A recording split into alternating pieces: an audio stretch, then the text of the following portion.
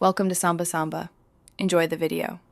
In this video, I will explain how to use your PlayStation 4 controller on your PlayStation 5 for Warzone.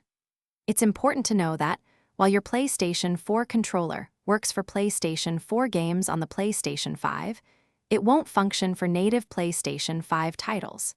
When playing Warzone with a PlayStation 4 controller, your PlayStation 5 will automatically run the PlayStation 4 version of the game, ensuring full compatibility and a smooth experience. Connecting your PlayStation 4 controller is straightforward. You can use a USB to micro USB cable to directly link it to your PlayStation 5. For a wireless connection, go to your PlayStation 5's Bluetooth settings.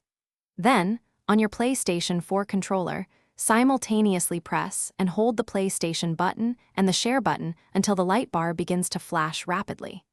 Your PlayStation 5 should then detect and allow you to pair the controller. Once connected, ensure you have the PlayStation 4 version of Warzone installed on your PlayStation 5.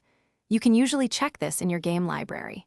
Next, navigate to your PlayStation 5's accessory settings to confirm that your PlayStation 4 controller is properly recognized and listed as an active device. Finally, launch Warzone.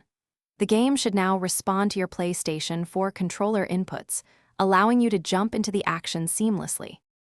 Keep in mind that using your PlayStation 4 controller means you'll be playing the PlayStation 4 version of Warzone, which might offer slightly different graphical fidelity or frame rates compared to the PlayStation 5 native version. However, this doesn't impact your ability to play with friends. Crossplay remains fully functional, allowing you to team up with players across all platforms, regardless of their console or controller choice. Enjoy your game. Thanks for watching.